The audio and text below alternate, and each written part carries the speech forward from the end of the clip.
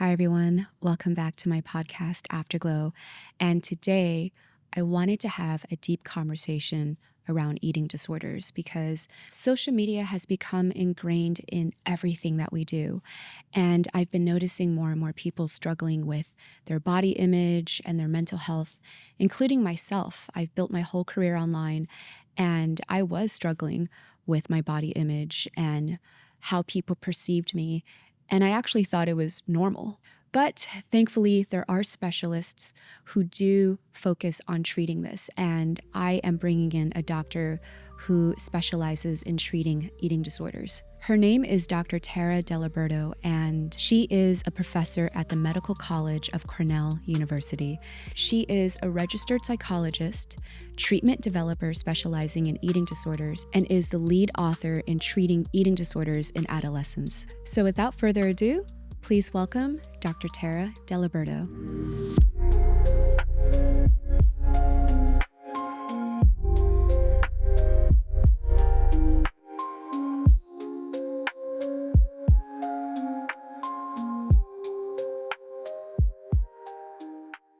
Thank you so much for having me here, Michelle. So I'm Dr. Tara Deliberto, and I am a clinical psychologist by background and a former faculty member at Cornell University's Medical College, where I opened and directed a partial hospitalization program for people with eating disorders. And I also wrote a book called Treating Eating Disorders in Adolescents, and it helps patients and adults as well, actually, and parents of adolescents to overcome body image issues and disordered eating and bona fide eating disorders as well. Wow, I just want to be like, wow, you're such a badass. Like what a freaking badass. And I think this is such an important topic to talk about because so many kids now, they grow up with a phone in their hands and they're exposed to so much content that I feel like it, in my opinion, like me growing up, even like I grew up with television and I felt so insecure seeing certain body shapes that I felt like I didn't look like certain people. And so um, yeah, so growing up with the internet in today's environment is incredibly difficult, and we constantly have thousands of images fed to us of what others should look like on a daily basis. And even with me, um, I struggled a lot with body dysmorphia, being a public figure, seeing myself, editing myself, and sometimes I would see what I look like on camera, and I look at myself in the mirror, and I just feel like these are two different people. And I really struggled with that for a very long time, and it wasn't until recently I was finally able to just accept everything and let go of a lot of the fears I was holding on to. So I would love your thoughts on just like the current environment today of, social media and the youth being exposed to they're exposed to so much, and I feel like there's this pressure to kind of conform, and even like people want a sense of belonging. And I know, like, with me, I because I struggled so much with my self-image, um, I was constantly looking for validation. Mhm. I remember, like, when I was studying, like, art history, we were shown beautiful Renaissance paintings of, like, women who were, like, you know, um, more fuller in shape, and that was considered beautiful. Mm. And I feel like things have changed so much since then. So really curious to know, like, is this a new phenomenon in the last century, or is this something that's been happening for a long time? Mm. So it's a little bit of column A and a little bit of column B. Eating disorders themselves are complex neurobiological illnesses. And then there's kind of the garden variety, disordered eating, body image issues. So, disordered eating nowadays is super common. Body image issues are super common, right? Because there's this thin ideal that is held up in society. And we as people are, especially women, are expected to conform to that ideal by dieting and exercising and making our bodies fit into what is considered to be attractive, right? The reality is, though, is that um, our bodies come in all sizes and shapes, right? And the more that we are told that our bodies need to look a certain way, and the more that our worth is tied into the way that our body looks, the worse we tend to feel about ourselves. And we can walk around with these internalized senses of not feeling good enough, when in reality, it's the standards that are the issue. So I would say that there's a lot of fear out there about what we need to look like, right? And we feel like if we gain weight or if we don't look a certain way, that we'll be rejected or Yeah. abandoned, and therefore we won't be worthwhile. So for me, what's at the core of all of this pathology, whether it be a diagnosable illness such as anorexia nervosa, or just again, this garden variety dissatisfaction that we have about our bodies, that there is a real fear at the core of it. And that's what I think we as women and we as people can work on uprooting, really just noticing that fear is at the core and starting to get at that in our own personal development. So what is an eating disorder? So eating disorders are, again, complex neurobiological illnesses. There are genetic factors that come into play that people don't necessarily think about because we're typically used to just thinking about eating disorders as a social media problem or something along those lines. But actually, who develops an eating disorder is to some extent genetically based as well. There are also other factors such as the gut microbiome or trauma Mhm. that can come into play. So, what an eating disorder is a set of obsessions about weight. So, for instance, needing to lose weight, needing to have a body that fits the ideal, and also compulsions such as dieting, calorie counting, exercising, checking the body, weighing the body obsessively, etc. And so when a person has an eating disorder, they can start engaging in behaviors that are very physically detrimental. So, for instance, restricting food intake, avoiding specific types of food. So the body ends up becoming physically compromised in some way.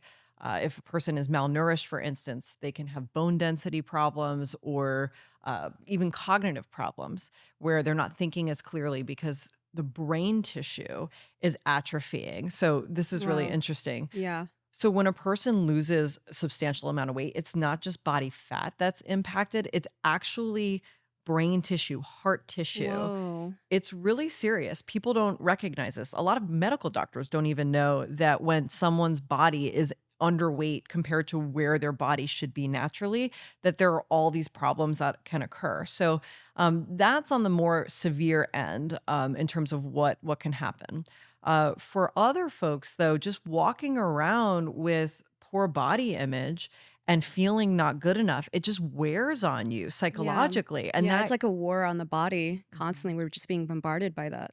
exactly. So whether it's a bona fide eating disorder or it's just this, everyday constant feeling not good enough, it's really unhealthy psychologically, spiritually, etc. Would you say there's a spectrum to this? Because when you were listing out some of the examples, I'm like, oh, I feel like I restrict myself sometimes, or I do that. Like, how does a everyday person know they even have an eating disorder, or do you think most people today we have it? That's a Like, great is it question. more normalized today? It is normalized. This disordered eating and this poor relationship with our body, it's everywhere. So people think, oh, it's not a problem. And beyond that, we think that we should be trying to lose weight. We think that we should be trying to conform to the thin ideal. So the issue there is that we're kind of all in this disorder together, helping each other diet, helping each other to Yeah. lose weight, posting pictures, commenting on each other's bodies.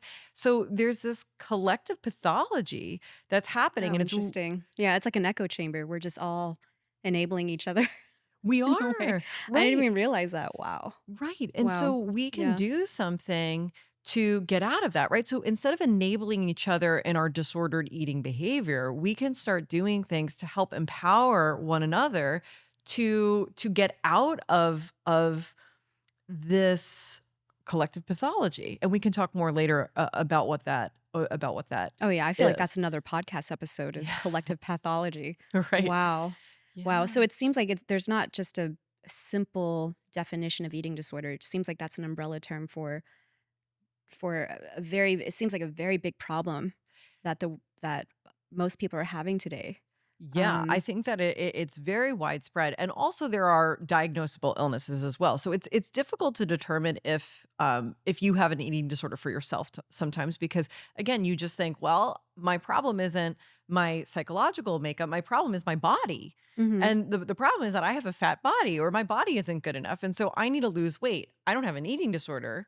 Right. So there's a Mhm. misconception for a lot of people that it's their body that's the problem rather than their psychology. And so the kind of litmus test that I Mhm. use to determine if a person might have an eating disorder, just kind of spark insight, is to ask the following question. On a scale of 0 to 10, how afraid are you of gaining weight? Oh, that's a good question. Right? So Yeah. if there's fear registering Yeah. about gaining weight, then maybe there's more of a psychological issue going on in terms of how one relates to the body. So if your fear is pretty high on that scale, 7, 8, 9, 10, then maybe you're also doing things, behaviors to mitigate that fear, such as restricting your overall amount of food that you're eating, avoiding specific foods, compulsively exercising at the gym in order to feel better about your body or about food that you've eaten. So you might feel guilty, for instance, after eating certain Oh, wow. foods. So that's one signal potentially, feeling Mhm. guilty. Feeling Whoa. guilty. Right, I like you've have done felt something that wrong. way. Oh, yeah? Yeah. Yeah, yeah. That's interesting. I'm sure a lot of people have, right? Feeling guilty, right, about Yeah. eating because we're told that foods are bad or Yeah, good. yeah. And there's no It's moral true. attachment to food, right? Food is food and we all need to nourish ourselves. But we've been taught, we've been programmed in this fear based egoic way to believe that if we're eating food, we've done something wrong. And think about it, right? Eating, we need to eat all day, every day, essentially to survive. It's Everything. Animals, plants, every living being has to consume something, right? Energy, right? right. Yeah. Right. And we're made to feel anxious and guilty about Yeah. something that we need to do to survive. It's like saying that you should feel guilty or anxious for breathing, right? We're just sitting here breathing, we're just sitting here needing food.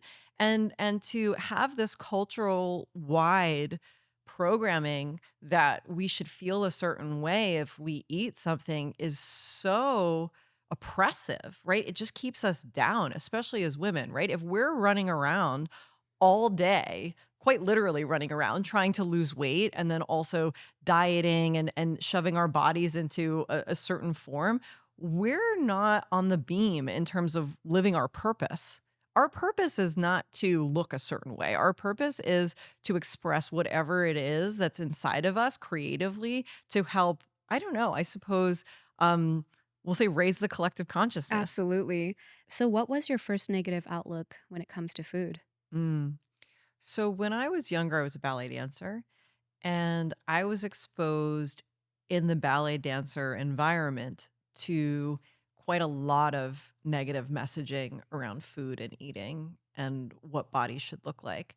So for me, my first message, which I don't even want to say because I don't want to put it out there in the consciousness, but the first message that I had really received essentially was that food as a blanket statement is something that should be avoided. And it was very Wow. drastic. Yeah. It was really very, very dichotomous and drastic and harmful. And so from a very young age, I had that programming that I shouldn't be eating food, which is wild again, because it's like being told that you shouldn't breathe. But was that normal for you at that time when you were young? Like, "Oh, this is normal." Like, did you know that this is wrong?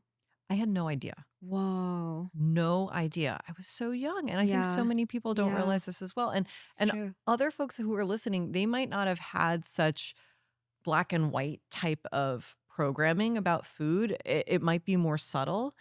But even when it was so severe, I couldn't recognize that that was not an okay message because it was what everybody So else you was were just thinking and doing. conditioned to thinking this is just how it is. It's essentially like being in a Crazy. cult, right? The cult of Yeah. thinness, some Yeah. folks have called it. And so it really is astounding how little awareness that we can have when we have this fear-based programming. That we just have to kind of accept it and live with it everybody's doing it. And so we Yeah. just kind of do it. That's the feel.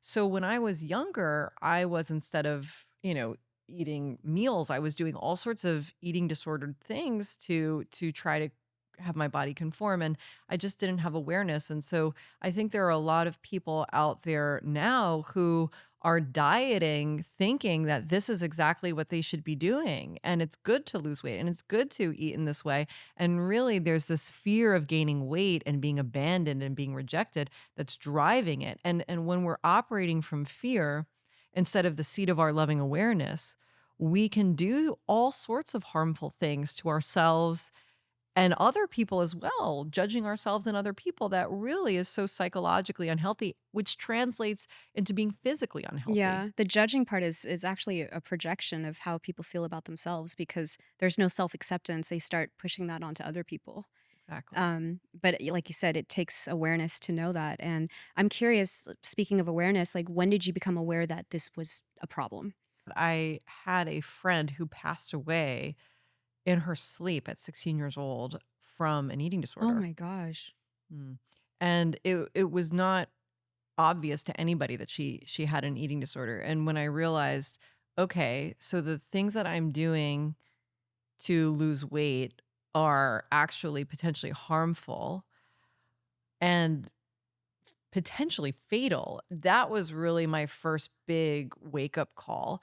And then after that, when I was in college, I still had some disordered eating and I was restricting and exercising a lot. And the second factor that really helped me to become aware of the fact that I had my own eating disorder pathology was my college boyfriend. And this is a really common pattern among people who have eating disorders, which is they don't recognize it themselves. They have to have outside intervention or somebody telling them, Oh, hey, I see. Yeah. you have a problem. So we are so, again, convinced that we just need to be losing weight Yeah. that we don't have that awareness. So he essentially said to me, Tara, you can't be eating it this way. And he had had a pretty rough upbringing in Eastern Europe. He is from a war-torn country. Mm. And he said to me, I grew up not being able to eat and have access to food. And here you are insulting me, having Oh, this food in front of wow. you Whoa. and you're not That's a eating. perspective, yeah, shift. Yeah. Wow. Really big perspective Wow. shift and wake up call. And he said, from now on, you're going to eat what I cook for you. Whoa. Oh, what a good boyfriend. He was in some ways. I mean, yeah, In but for that for way, this moment, yeah. in that way, he was great. And so that's what he did. He essentially cooked food and said, Wow. "This is what we're eating," and he expected me to eat it. And there was not really much discussion about the psychological aspects of my eating pathology. The treatment essentially that he had provided for me was eat the food. And that is actually a pretty effective psychological treatment, it turns out. Oh, interesting. Mhm. In what way? Like, can you share some examples? Yeah. Absolutely. So the treatment that I created, Yeah. integrative modalities therapy or IMT for eating disorders, the first step of it when someone doesn't have awareness that they have an eating disorder is that a person that cares very deeply for the patient, so either a parent or a spouse, et cetera, takes control away from the person of food and says, hey, this is what you need to eat because the eating disorder doesn't allow a person to eat in these ways, right? There are all of these eating disorder thoughts that come up, like you're going to be fat, or you can't eat this, or this is bad for you, it's unhealthy. So there's just too much going on psychologically. There's too much of a war happening between the person's authentic self that wants to be healthy and free and this eating disorder that wants to keep a person trapped and oppressed in this programming of fear that tells us that our body needs to be a certain way. So because that war is happening, it is so much better if an outside person can come in if you don't have that awareness yet and say, this is what you need to eat. Because through the process of eating behaviorally and facing your fears, you realize, oh, life is so much better if I'm not walking around starving and Mm. hangry and cold. And okay, I'm afraid that I'm eating this food and I'm afraid that I'm going to gain weight, but actually this is okay. And you start to feel that internal sense of freedom that comes from the authentic self. and that eating disordered thinking and programming starts to get more muted. So just having somebody intervene, if you can get Yeah. somebody on your behalf to Someone that you intervene. trust, right? Someone that you have an emotional connection with, Yes. I think that ideally that would like be. parents or friends or okay. Mhm. Yeah, honestly, eating disorder treatment, it requires being a little bit scrappy Mm, because it's not, for instance, eating disorders are not like, we'll say, anxiety and depression in the way that people come into treatment saying, I have anxiety, I have depression, help me, I don't want to feel this way. Eating disorders are very difficult to identify within yourselves and within other people as well sometimes, and it requires this outside intervention, right? Because we don't have that awareness. So we just have to take whatever resources we can get and cobble together a team. That's the way that I like to work, at least. And so with my personal experience, I was not diagnosed as having an eating disorder. I just had this Eastern European boyfriend that told me that this is going to be the wow. way that it was. And he Yeah. was intuitively totally correct. And that helped me on my path to starting to eat when I'm hungry, stop when I'm full, and eat more intuitively. Actually, could you elaborate more on that? The idea of eating when you're hungry and stopping when you're full. Absolutely. This is a really important part of recovering from disordered eating. Disordered eating involves having your mind, your logical mind tell you what you should and shouldn't eat. Rather, That's what most people are on right now. right. Okay, so most people Mhm. are logically connected to food that way, or their relationship to food is more logical.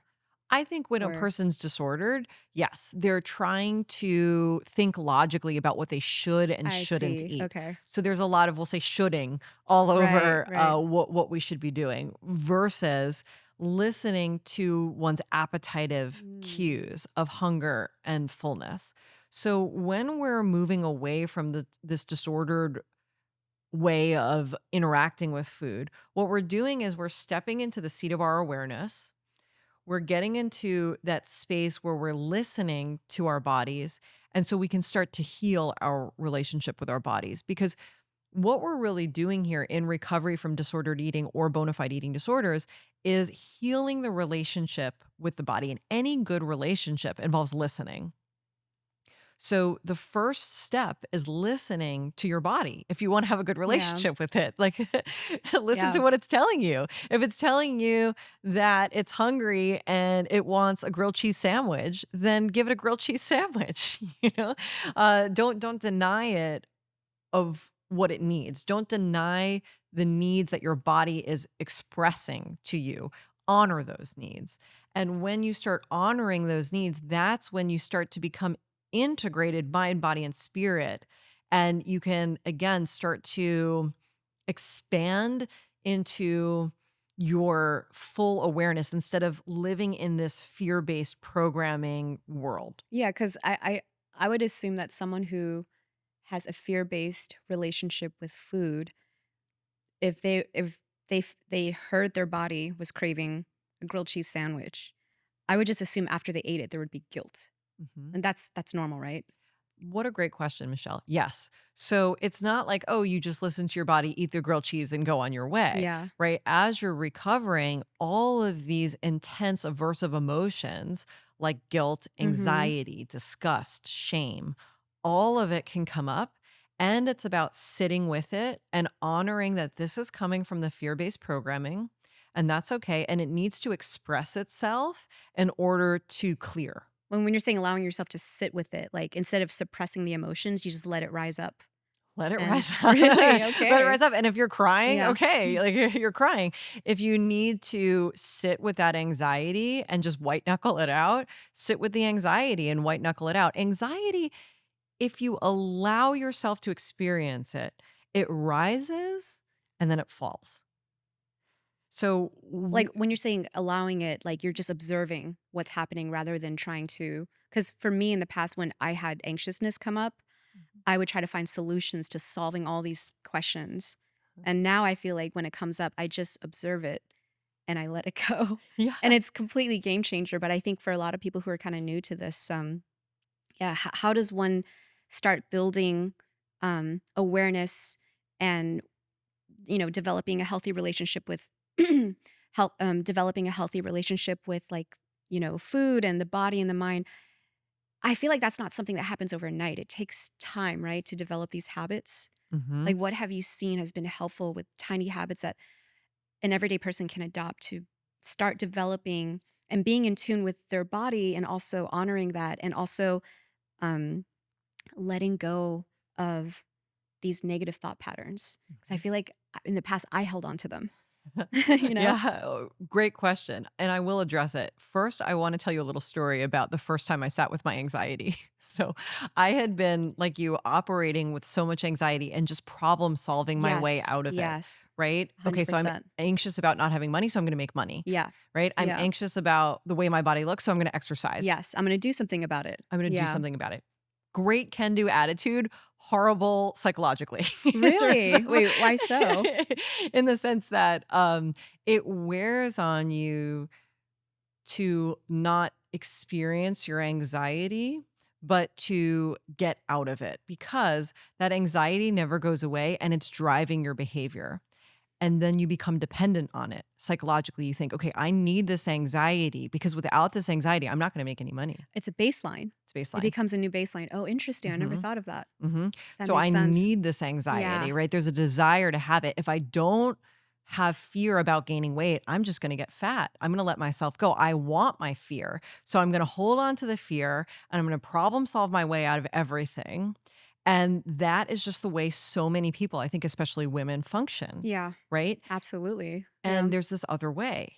And people don't know about the other way. And the other way is to sit with the anxiety, let it come up, let it fall, and then figure out from a place of loving awareness what you want to do. And I'll tell you, you'll still want to make money because you need money to live, Yeah, of right? course. And you'll still want to nourish yourself and move your body. Maybe not exercise in a way that's aimed at changing the way your body looks, but from the seat of loving awareness, you'll want to, for instance, do yoga in a room with no mirrors. Spark something uncommon this holiday season with incredible hand-picked gifts from Uncommon Goods. Holiday shopping can be a challenge, but Uncommon Goods makes it easier to shop. Personally, I love these card games that I found on Uncommon Goods, like Table Topics. It's a questionnaire game that creates a variety of topics in any social setting you're in. It's also so nice to have on a coffee table because you'll never know when you really need it. When you shop at Uncommon Goods, you're not only finding unique gifts, but you're also supporting talented artists and small independent businesses. And with every purchase you make at Uncommon Goods, they give back $1 to a nonprofit partner of your choice. It's definitely a feel-good way to shop that makes your holiday gift giving even more meaningful. So if you want 15% off your next gift, go to uncommongoods.com/afterglow. That's uncommongoods.com/afterglow for 15% off. So when you say seat of loving awareness, the opposite state is fear. Fear and being in the problem solving egoic mind, Oh, interesting. Interesting. Yeah. right? And I Oh, think yeah. that's how so many of us That was operate. me. That Yeah, was me in the past. Yeah. And same. I mean, I did really well for my entire career operating that way, but I felt like at one point I hit this. I think everything just came at me at once, and I couldn't problem solve anymore. I was no longer in control. I think I accepted I'm not in control, so I'm just gonna completely surrender. Hmm. And I think that was exactly what I needed. Yeah. Surrendering is so important. And what it's funny about that, it sounds like it's so relieving, but at first there's a lot of anxiety that comes Oh up. my gosh, yeah. So the first time I sat with my anxiety, it was really funny. I was in graduate school. It's my first year of my PhD program. And it was my first time meditating for a prolonged period of time. So I had done mindfulness practices where I had observed my breath, Yeah. inhaling and exhaling, et cetera. But I had not sat on a meditation cushion in a meditation room with a bunch of people ever before. So we were in this meditation room and there was no time limit set for how long we were all going to be Oh, there that's crazy. together, Wow. right? So the meditation teacher got up at the front of the class and he decided that he was going to lay down. So I sat on my cushion. He was laying down and then he fell asleep in the middle of the meditation. And so I just was there not knowing how long he was going to be sleeping or if I could get up or how long I was expected to be in this room sitting there doing nothing. And I didn't have the agency at the time to just realize I could get up and walk out whenever I wanted. I felt like I had to be there. And so I was sitting on that meditation cushion with the meditation teacher passed out, freaking out, just Wow. completely panicking. It was the one and only time I had a true panic attack where my entire body was shaking with anxiety and I felt like I was going to have a heart attack. And I thought, okay, I've heard about this. And if I'm going to be a psychologist, I need to experience this. And so I'm going to sit here and I'm going to have this anxiety well up about how I'm trapped here and how I have so many things to do and how I can't sit with my own thoughts and how Oh it my feels gosh. so I know awful. exactly what you're talking about. Yeah. You felt that anxiety? It's just like you feel like you're a prisoner in your mind. And you're not though. Like you said, you could just gotten up and just walked away. But then it's like when you've been programmed into like I follow the rules. I do what I'm told and I don't want to disrupt the flow of anything. Yeah. Like it it's painful. So It's painful. painful. It's so painful. It's so painful. And so that was my first lesson in sitting with my anxiety. And then I realized, oh, I can live through this. And also, I could just get up and Okay. walk out anytime I want as well. I have agency.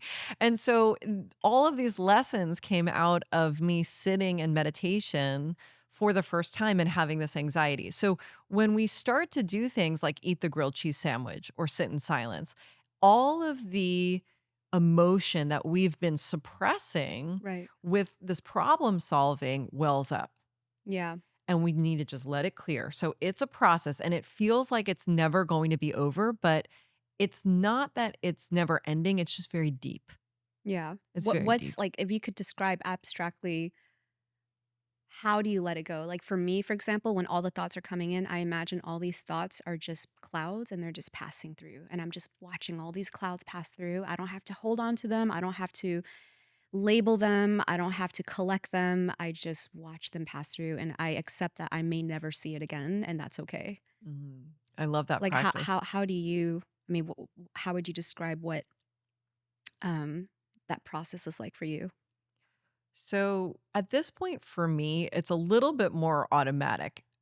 And when I was first starting to meditate, I would do practices such as leaves on a stream, if you've heard of this one. Mm-mm. Okay, so leaves on a stream involves imagery of yourself Mhm. sitting, for instance, under a beautiful tree that is on the bank of a river. And you're watching the river flow by. And when you have a thought come into your mind, you put it on a leaf and you send it Oh, that's beautiful. down the stream. I can't take credit for it. I think Yeah. this has been a practice for for millennia, but I'm happy to be sharing with it. I'm happy to be sharing it I with you love now. that. Yeah. Yeah. So that's one. Another one that's a little bit less nature oriented, a little bit more modern, is imagining a conveyor belt stretching from your head all the way out into space and it going through the roof of the building where you are and through the clouds and into the solar system and putting your thoughts on this conveyor belt and just kind of releasing them to the universe. Wow. I mean, it's actually kind of scary realizing that our mind is so powerful. Like what we are constantly thinking in our head literally creates our reality.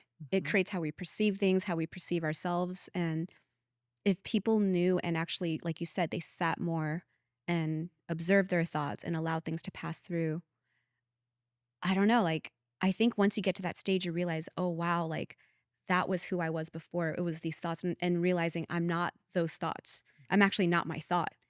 I'm not even my Exactly. body, you know, right? Yes, yes, right. And to bring it back around to the body, right? Yeah. We are not our bodies.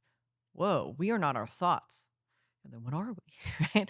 So I would make the argument personally that we are our consciousness and we have consciousness and we can be aware of our thoughts and our consciousness is in and around our body. So for instance, we can think about the body as a radio Yeah. and our consciousness as the frequency.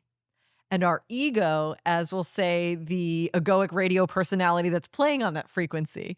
And so we can change up the personality, we can change up how we present on that frequency through working on ourselves, through sitting with these emotions, through changing our programming, through listening to our bodies, eating when we're hungry, stopping when we're full, releasing these thoughts of having to look a certain way.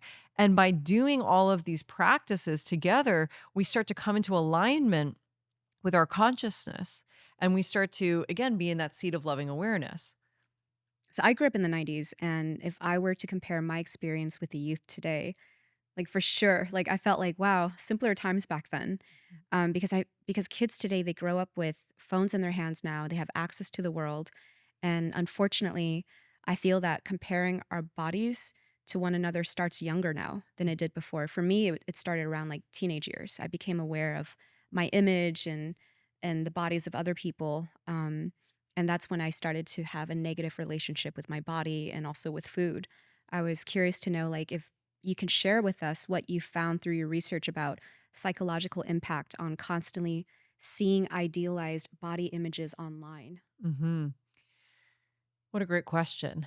So, getting at the root of this issue, I believe, is this, and this is my personal belief. This is Hmm. not necessarily the belief of everybody in the field of eating disorders or psychology, but me, Dr. Tara Deliberto, my personal belief is that there is a cultural ego. And that cultural ego tells us that we need to look a certain way in order to be worthy. And social media, just like any other tool, can be used for, we'll say, good or evil, Right. right?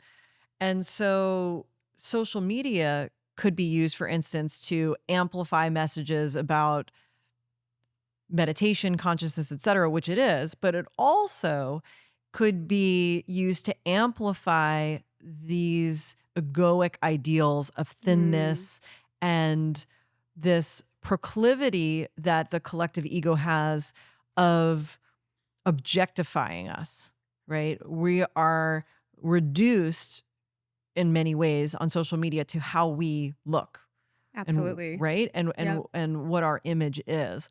And so when we are constantly interfacing with social media, we are constantly objectifying the way that other people look. And when we're putting ourselves on social media, we could be engaging with social media in such a way where we're also objectifying the way that we look. It's not necessarily always the case. So let's take makeup, right? Yeah. So I think Yeah. this is a really interesting topic because nothing in my framework, the way that I think about things, is inherently egoic. Makeup's not inherently egoic. But if we are using makeup to look a certain way because we are so afraid of what we actually look like and we're so afraid of being rejected, then we're interfacing with makeup in such a way that is coming from a place of ego. If, however, we are interfacing with makeup or beautiful clothing Right. because we enjoy life and beauty, Self-expression, right? Right. self-expression, art, etc., then this is not egoic at all, right? So we can be interfacing with clothing or makeup or social media in a way that is egoic or non egoic.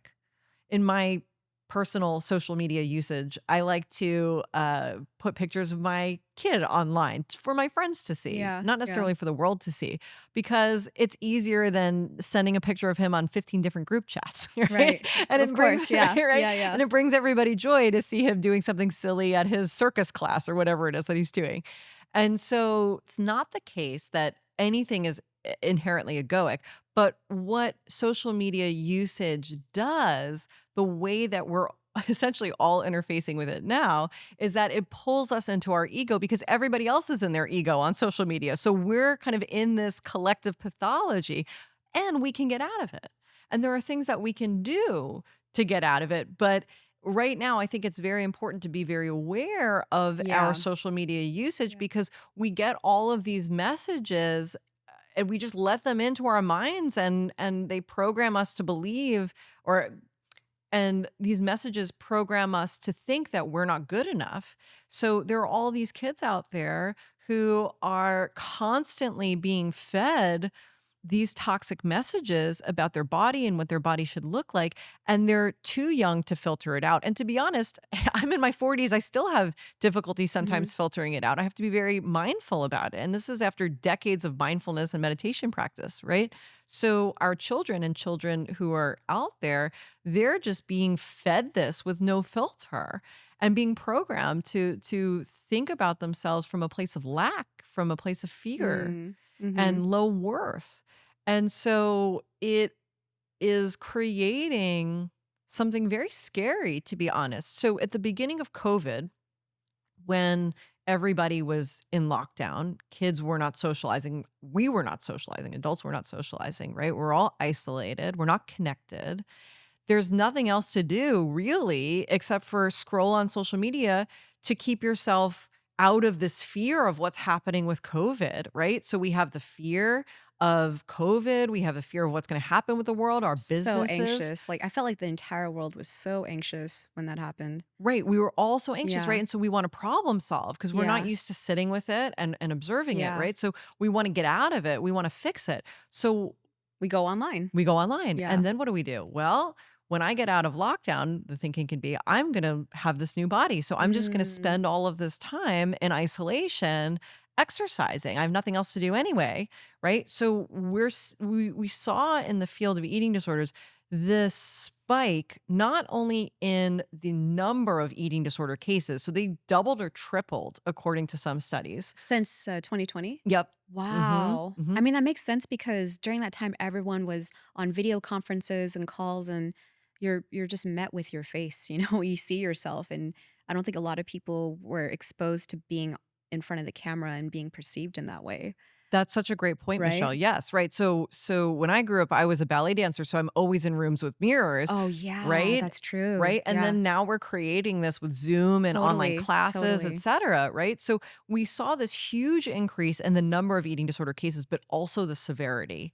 Michelle, I'm telling you, I saw cases of kids who had eating disorders that were in existence for about 2 or 3 weeks. These kids, 2 or 3 weeks prior to seeing me, did not have any issues, were not restricting their food intake, were not exercising compulsively, felt great about their bodies, were totally unaware. Like you were mentioning Right. earlier, they were unaware of kind of what they looked like. They were kids.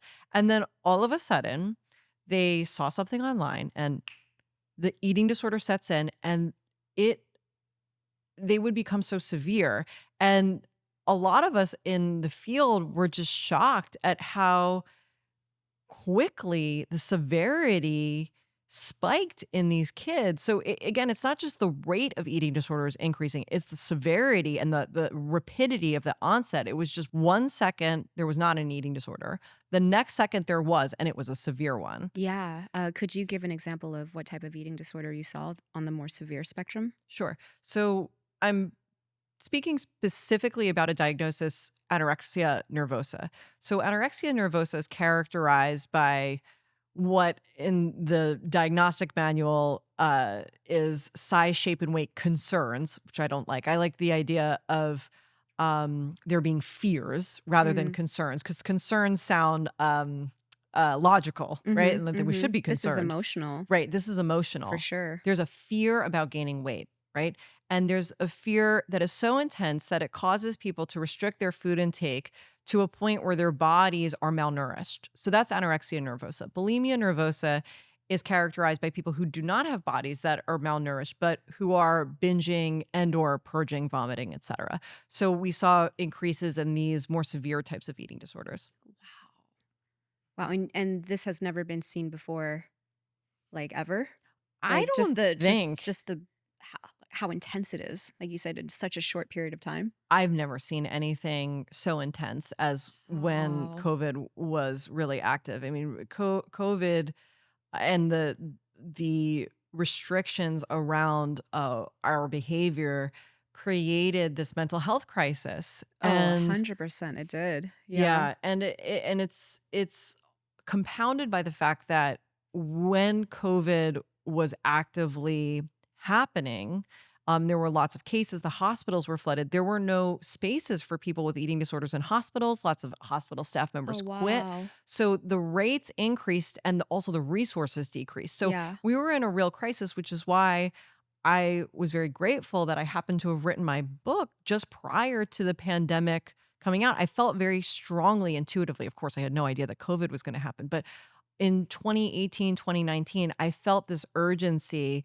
of there needs to be a resource out there for people who can just for therapists who can just pick up a book and just start treating eating disorders because there's so little training in the treatment of eating disorders because people don't have awareness, people don't come in wanting to get treatment. So we just kind of as a field didn't know how to handle eating disorders and I felt like okay, there are resources out there that people can pick up and use. We just need to create them and have them out there. So the book Treating Eating Disorders in Adolescents and all of the free resources were published in 2019.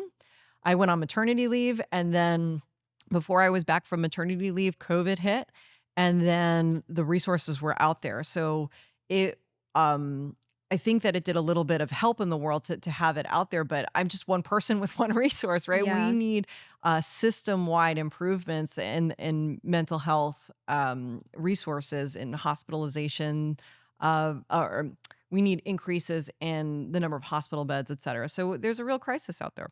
Do you think women are more prone to body shame? I think so. Yeah, I do. I think that we, at the same time, are all subjected to being body shamed, right? We can even think Because you about, have male clients too, I'm sure. Yeah. of course, and you could think about an older male, for instance, who has a body that's in the overweight range. He's probably getting shamed for Mm, his body as well, right? All the time. So I think we all are subjected to body shame with the cultural ego being what it is.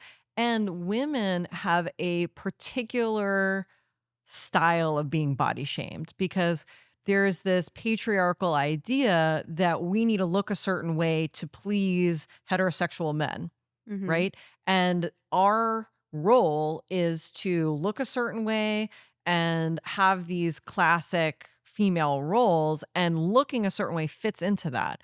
And so there are these pressures on women from this patriarchal ideal place that I think result in women tying their self-worth to their bodies in a particularly psychologically damaging way. Not to say that other people are not psychologically damaged by this as well. I think that patriarchal ideal system just creates, again, a specific type of issues for women relating to self-worth and their body and how those interface. I feel like there's gonna be epiphanies like, oh my gosh, I didn't even realize, like you said, this is a pathological, like shared experience that we're all projecting onto each other. Yeah, any advice on how does one prevent themselves from developing an eating disorder? Because even now I'm thinking like, do I have an eating disorder? Maybe I do. Maybe it's on the lower side of the spectrum, but like, um, I'd like to know even like just I'm not saying people should self-diagnose themselves at all, but just so that I'm aware and I can keep myself in check. Mm. What are the best practices that you've seen? Thank you, Michelle, for sharing that. I think a lot of people are probably resonating with what you just said. There there's a very healthy part of the self that questions whether or not there's a problem. And so when that healthy self shows up, it's really good to honor that, Mhm. right? So like you said, not to diagnose yourself, but it's important to have that awareness so that you can go to someone, for instance, Yeah, who maybe could diagnose it, right? absolutely. So if you're concerned that you might have an eating disorder, a really great measure is something called the Eat 26. It's a Mm, freely available questionnaire online that you can take, and it's a screening tool. And I believe if you score 20 or higher, it indicates that there's probably a diagnosable illness there. And if there are scores that are lower, it doesn't mean that you shouldn't necessarily work on your relationship with your body. And there are mhm. resources that we'll discuss that are out there. But the E26 might be a good starting place for people to explore the degree to which this pathology exists potentially. So that's a good starting point. In terms of prevention, there are so many things that we can all do to clean up what I call the emotionally toxic ecosystem, right? Yeah. So, just like we live in a physical environment that can have toxins, and when we take those toxins in, maybe it turns to cancer, there are emotional toxins that are littered all over social media and all over our collective ego that when we take those toxins in and we really basically take them in as part of our programming, we develop these disorders. So it's important for each of us to do our share. So, for instance, in the physical environment, we all want to recycle, reuse, and reduce to help clean up the Right. toxins in the physical environment. What we can do is root these toxic messages out, clean our own emotional ecosystem up. And thereby, we are just one more person in the world that is free of these toxins in the same way that taking a bottle out of the ocean means that there's one less bottle in the ocean, Right. right? Right. And beyond that, when we are able to clear these toxins out of our system, then we start impacting people in other ways and they see the way that we're living. Yeah. So I'll tell you a quick story and then we'll get to Yeah. our Yeah. PSAs for the audience. So there was a night where I was coming in on a flight that maybe landed at midnight or something like Yeah. that on a Friday, Saturday night. And my husband had a bunch of friends over. And the second that I landed in JFK, we were living in New York at the time, I called him and I said, order me mozzarella sticks and a chocolate shake. I am coming in hot and I'm hungry and I'm going to eat those things and I'm going to go to bed. So I came in and I ate my mozzarella sticks and I drank my chocolate shake and I said, good night, everybody. I'm going to bed. And the next day, one of the women at the party texted me and she said, Tara, I just am struck by the fact that you told your husband that you need mozzarella sticks and a chocolate shake. You ate them and went to bed. I've never had that level of freedom. I thought, whoa, that's pretty heavy. You know, she doesn't have that freedom within herself to get her needs met in that way and ask people for help and getting Hmm. the food and then going to sleep.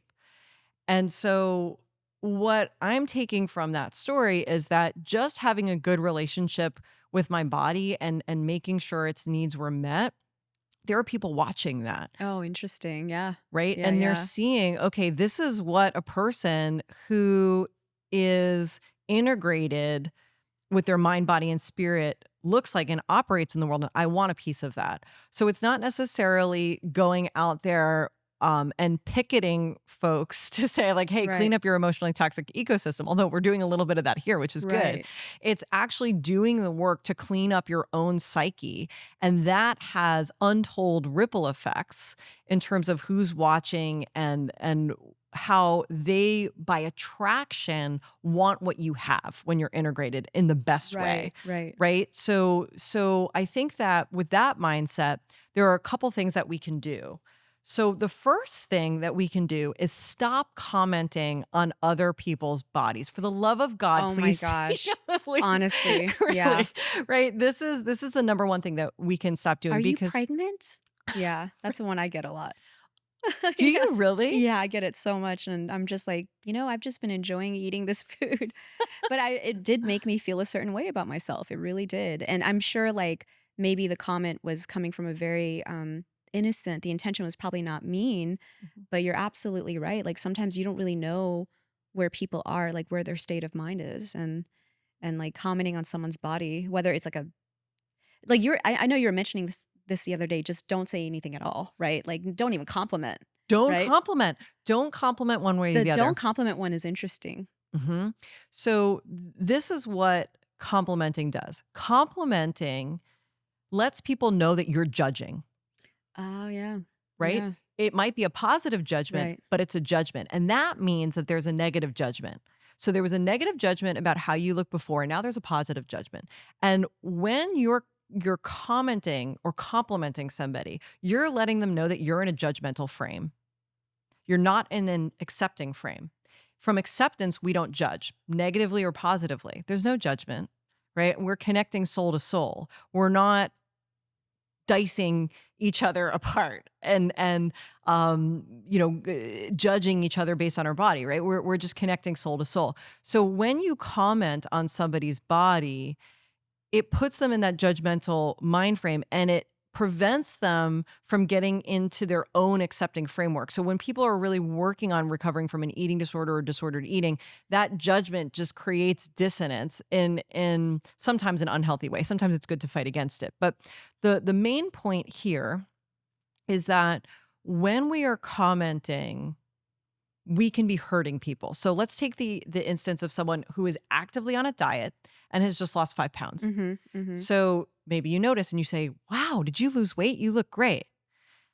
They might not have an eating disorder in that moment. They might just be dieting and kind of having a poor relationship with their body. But you have now put a mark in the column of judging that person's body. Now they're judging their body, and that feels really good egoically. Wow, like someone thinks that I look good about my body. And so that gives them a taste for wanting to lose more and more and more weight. Like a dopamine hit. A They want dopamine more hit. of that.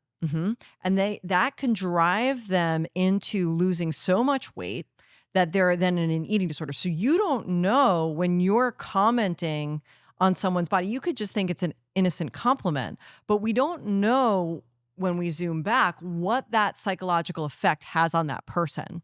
But what we can say is that when you are in the seat of loving awareness and accepting, there's essentially no harm that you can do. But judgment, whether it be positive or negative, there can be harm done. So when we're complimenting someone, we just don't know what the impact will be psychologically. So the PSA is just do not comment on other people's bodies. Now that I'm thinking about it, I'm realizing, wow, I've had so many interactions with friends of mine who have made comments about my weight, their weight, comparing, and it's not, ill intentional or anything at all.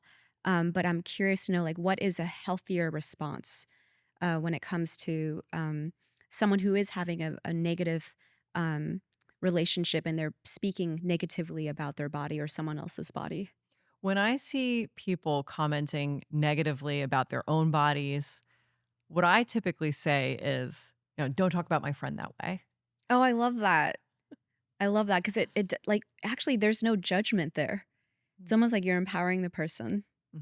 Exactly. And you're basically giving them the indication that you are aware that they're judging their body Mm, and that you love them regardless of what their body looks like, and that the loving thing for them to do as well is not to comment on their body. right, right. Another point on this, when we are commenting about our own bodies and we're making negative judgments about our own bodies, that also impacts the emotionally toxic ecosystem. Because I could be sitting here and saying, "Oh, Michelle, like I feel so fat today, like I gain weight." And you could be sitting there thinking, "Well, if she thinks she looks fat like that, how do I look?" Yeah. Right? And then you start comparing yourself. It invites in comparison. And we don't want comparison. We don't want judgment, right? We want love and acceptance.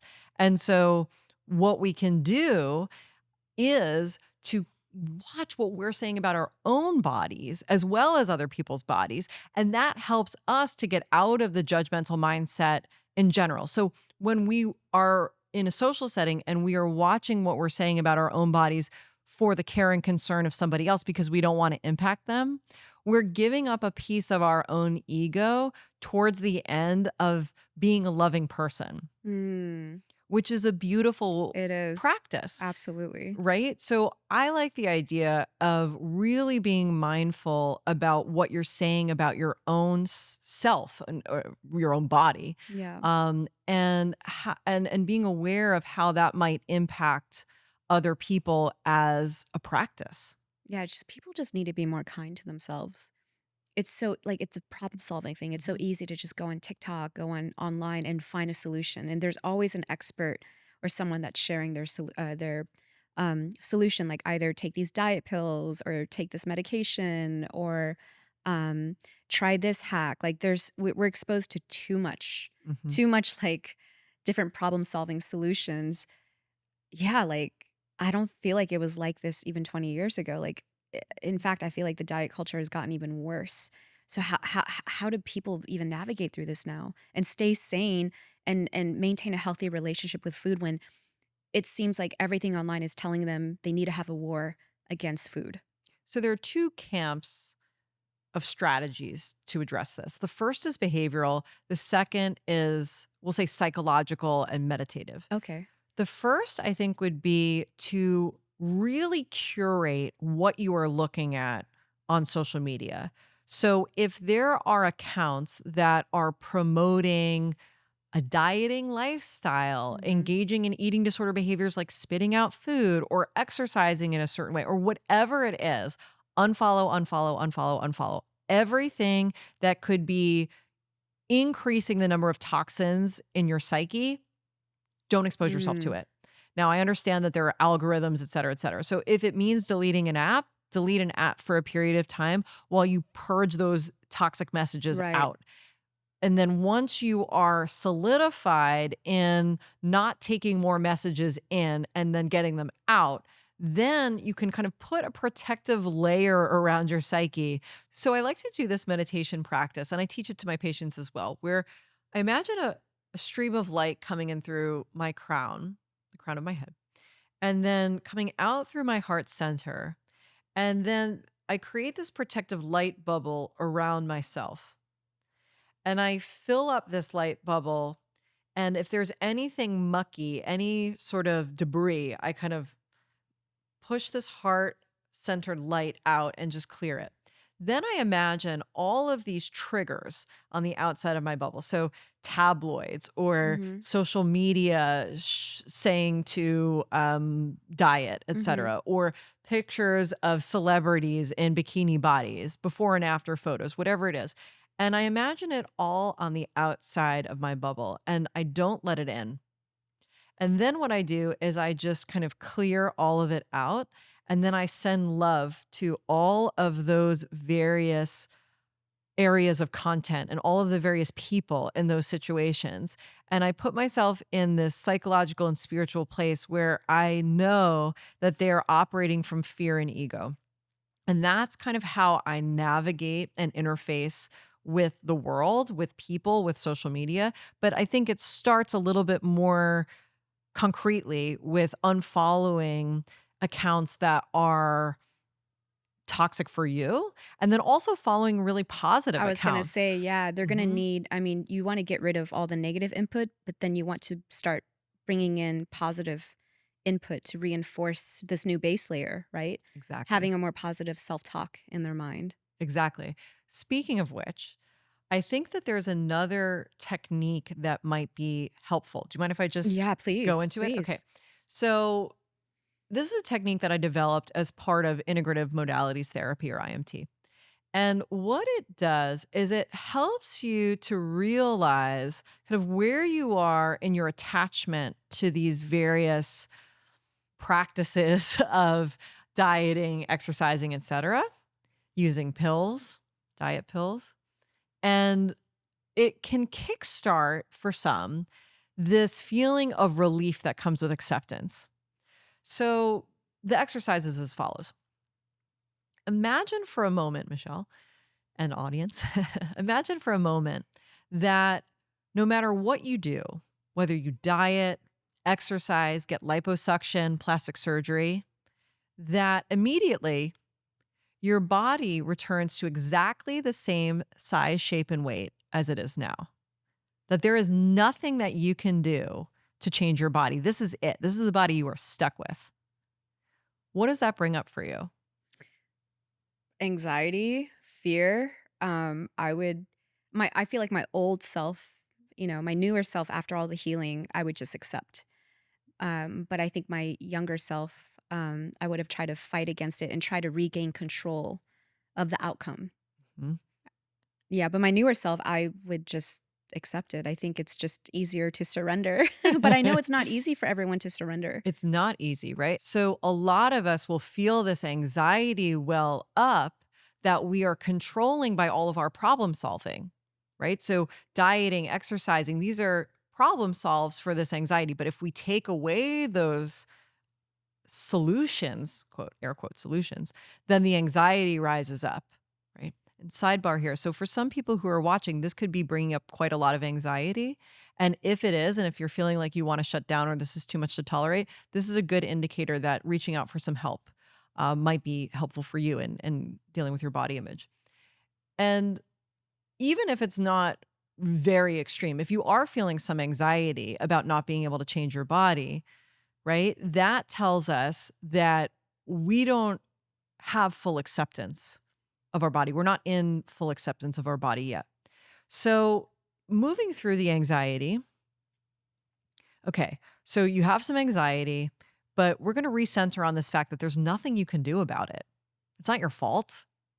It's just whatever the conditions are that make it so that you can't change your body.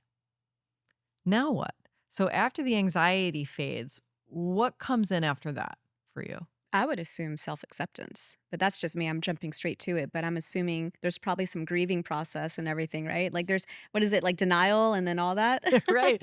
Right. So there can be grief for people, right? Wow, this is the body that I'm stuck with. I'm grieving the loss of Mm. this ideal body that I was Especially if you're working growing towards. older, right? Or if you're a mom and you have post mom weight versus pre mom weight, right? Exactly. There's probably grieving to that. Right. So this idea of like letting go of the body that I had that I worked so hard for and now Mm. it's changing, and there's a grief in that because we attach our self-worth to the way our body looks. So when we're in that state of feeling like we're trapped in our body, there's nothing that we can do to change it. Yeah, there's grief. And then after that can be relief. Mm. Right? Wow, I don't have to diet. I don't have to exercise. I don't have to change the way that my body looks compulsively. Like, that's awesome. This is amazing. I'm free. And this freedom can be ushered in. Now, what's interesting about this is that everybody has the opportunity to feel that relief right now, right in this moment, Right now, yeah. right? We can just drop that rope, that tug of war rope that we have with our body, The control. the control. Mhm. Just let it go. Right? And accept that this is the way our body looks right Yeah, now. like I've changed as a person when it comes to um my relationships with people. Mhm. It's completely shifted and I love who I am even more now. Mm. And you would assume, oh, like as a woman you're getting older and so there's so much fear. It's like no, actually I'm so in tune with my body. I'm so in love with who I am and Mhm. who I'm going to continue being and I know now what is the honing compass, right? The love. I know when it comes from love versus when it comes from fear. So I think I think love is just a really good it's just the to me, it's the best metric system It's is the love. best metric It system. really is. Yeah. So Yeah. we have covered a lot of different topics. We've covered eating disorders, disordered eating, body image, spirituality, and there are resources that span this entire spectrum. And I'd be so happy to share them with you. So, the first is the Academy for Eating Disorders, aedweb.org. If you're struggling with an eating disorder or you know of someone that's struggling with an eating disorder, you can find a great therapist anywhere in the world from that organization.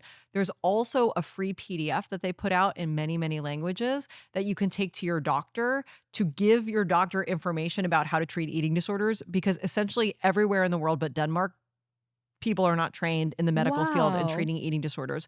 So this Interesting. PDF, yeah, it's super interesting and we need to fix it. So the Academy for Eating Disorders is doing their job fixing that.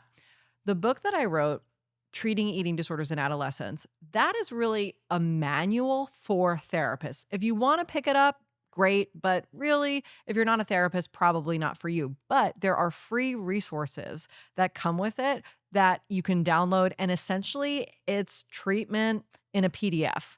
Oh, that's So amazing. Wow. yeah, it really is an amazing resource. I am so happy that New Harbinger, the publisher, made them freely available because again, there's such an access issue. So it's really a dream come true that they're out there. They're also translated into Spanish, and the book is translated into Spanish as well.